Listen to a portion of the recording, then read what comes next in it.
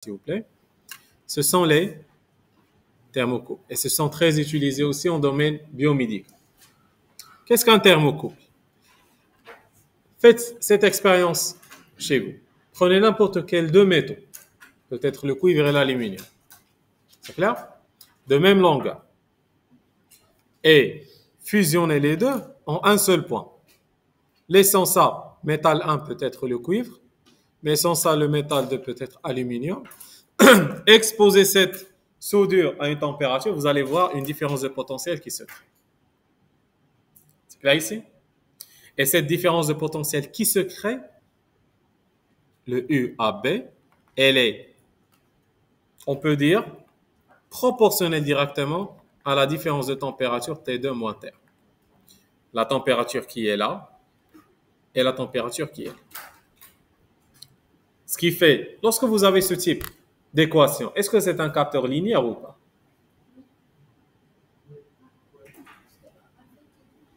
Est-ce que c'est un capteur linéaire ou non linéaire? Linéaire. Parce que c'est en fonction AX plus B. On est d'accord. Est-ce que c'est capteur actif ou bien passif? Actif, parce que qu'est-ce qu'il vous donne? Il vous donne une tension. Tu l'exposes à une température, à son extrémité, il te donne une tension. C'est ce que vous devez connaître sur les thermocouples. Les thermocouples, c'est un capteur linéaire, c'est clair, qui transforme quoi? La température en une différence de potentiel selon un effet de la thermoélectricité. Tout simplement, si vous avez deux métaux de nature différente, c'est clair? En exposant une soudure, cette soudure, je l'appelle la soudure chaude. Pourquoi on l'appelle la soudure chaude? Parce que c'est elle qui sera exposée à la température.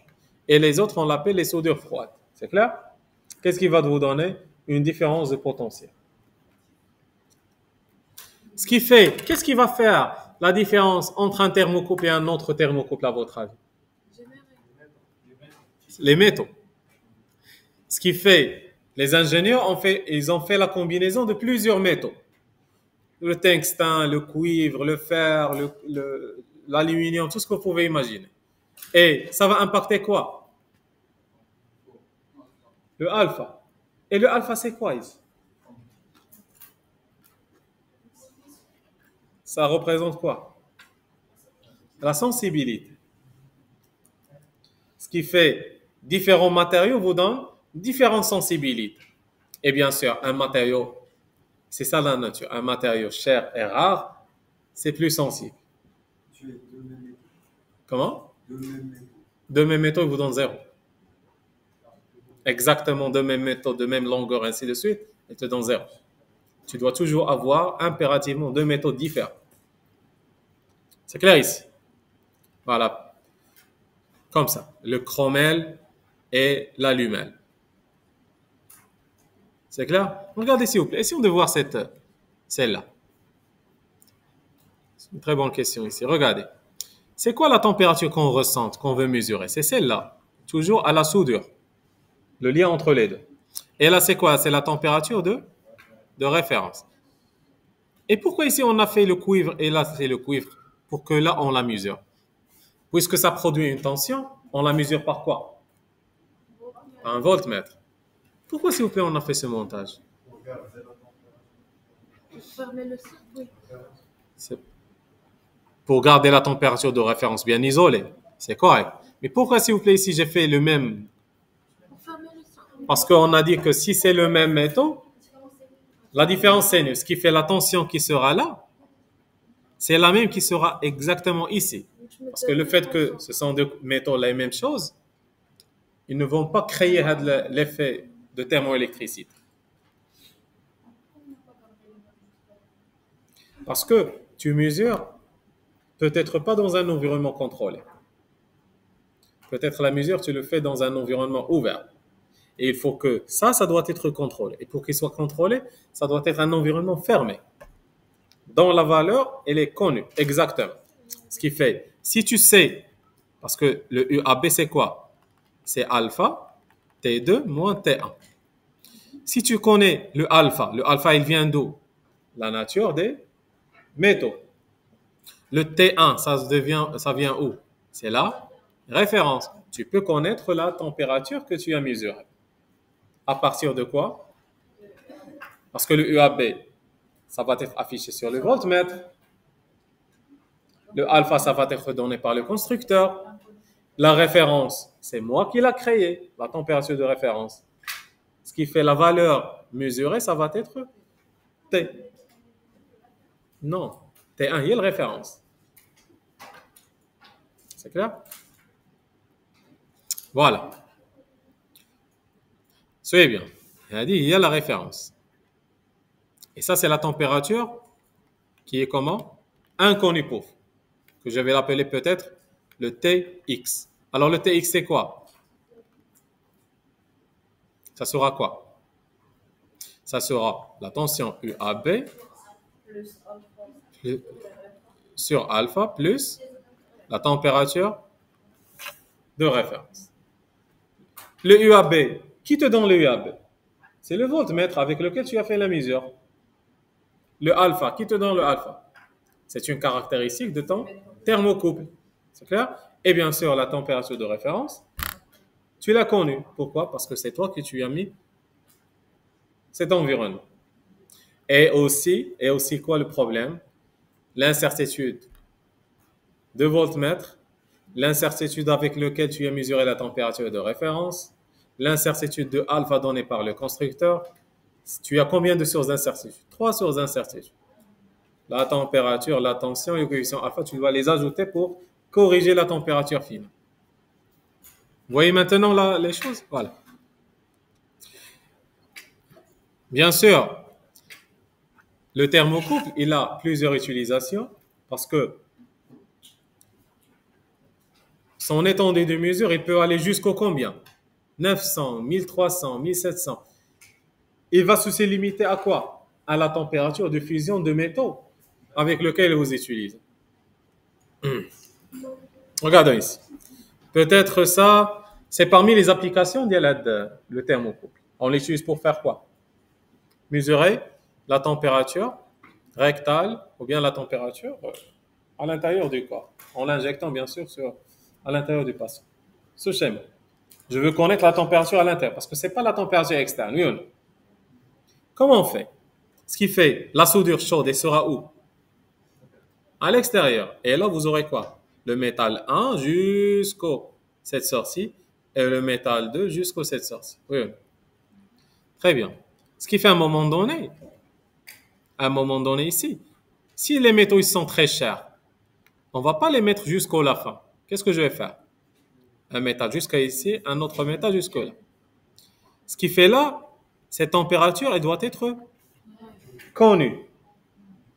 Et c'est ça la température que je cherche. Et comment connaître de la température si je l'injecte comme ça? À cette extrémité, j'ajoute quoi? Un capteur de température. Un autre type. C'est clair? Un autre capteur de température qui va détecter quoi? La température ici, elle est de combien? Pour qu'elle soit connue. C'est clair?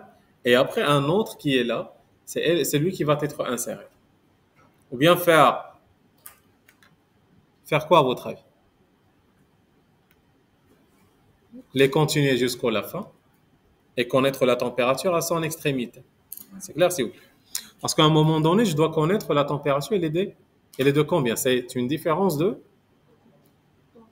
température qui vous donne la différence de potentiel. C'est clair? Il y a ces formes qui sont jetables parce que généralement, lorsqu'on utilise ça, c'est jetable. Mais regardez l'extrémité. Elle vous permet de ressortir combien de fils? 2 fils. Ce sont les 2 métaux que vous utilisez. C'est clair?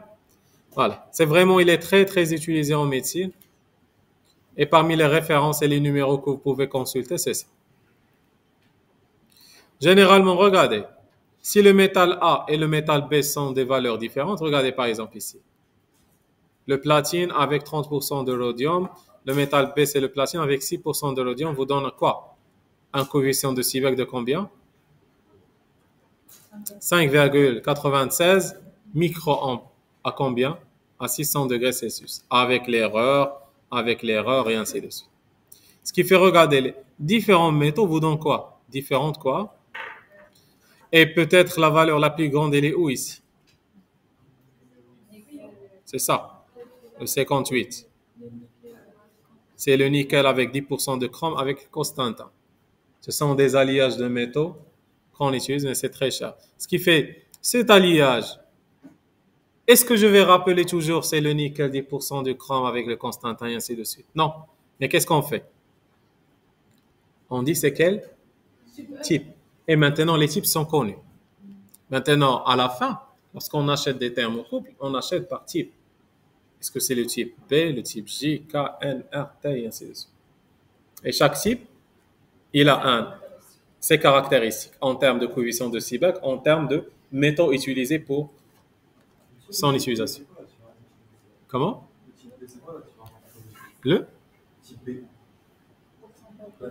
C'est le pourcentage.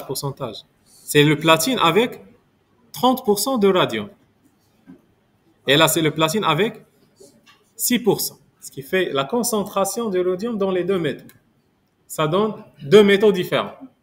C'est clair, c'est la concentration. On est d'accord ici? Le fer, Constantin, et ainsi de suite. Voilà.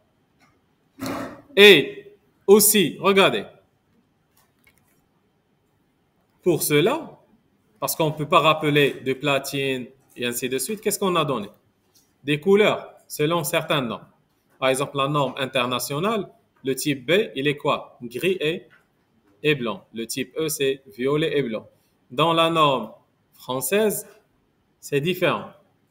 C'est comme ça que vous allez les retrouver. À l'extrémité, qu'est-ce que vous aurez? Des couleurs. Et si je dis par exemple là, c'est la norme NFC. C'est une norme française. Jaune et rouge, c'est quoi? Jaune. Il n'y a pas le jaune et rouge. Il y a quoi aussi?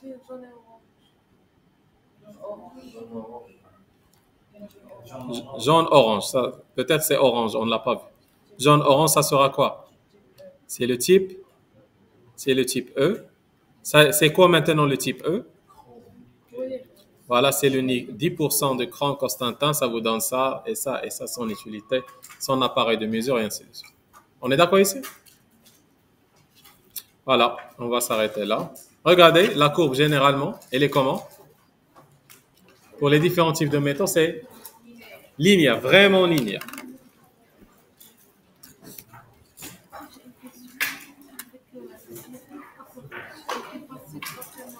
Passif, هو اللي كيحول لك une température, mais qui n'est sous forme de ni de courant, ni de tension, ni de charge. Et pas sous forme d'une résistance ou bien d'une impédance. Ça prend parce que quand tu veux la propriété interne, tu باش تعرفيها خاصك شي appareil de mesure externe باش تميزوريها. ما كيعطيكش هو كيتبدل بوحدو. هو فوالا انت كتجي كتحسبي ديك لا ريسونس اللي تبدلت فيه. لا les appareils de mesure ils injectent un courant pour mesurer la tension. لا مزيان دابا l'appareil de mesure pour mesurer la résistance اش كيدير هو كيجينيري طونسيون كيشوف لو كورون اللي رجع ليه بحال مثلا انت باش نعرف كتعرفي الشوف سوري باش كتعرف لا ديستانس هي ما كتشوفش كتصيفط واحد للتراسون كتصيفطو وكتشوف على شحال رجع ليها هذيك لو روتور هو اللي كيبين ليها لا ديستانس لا ميم شوز باش كنعرف انا لا ريزيستانس كندير طونسيون كنشوف لو كورون اللي رجع ليا شحال في لاباغاي يعني هو كي انجكتي طونسيون وكيشوف شحال رجع ليا من كورون من هذاك الكابتور هذيك لا فالور اللي خرجت ليا الكورون كنشد طونسيون نقسم على الكورون كتعطيني لا ريزيستانس هكا باش كتحسب لا ريزيستانس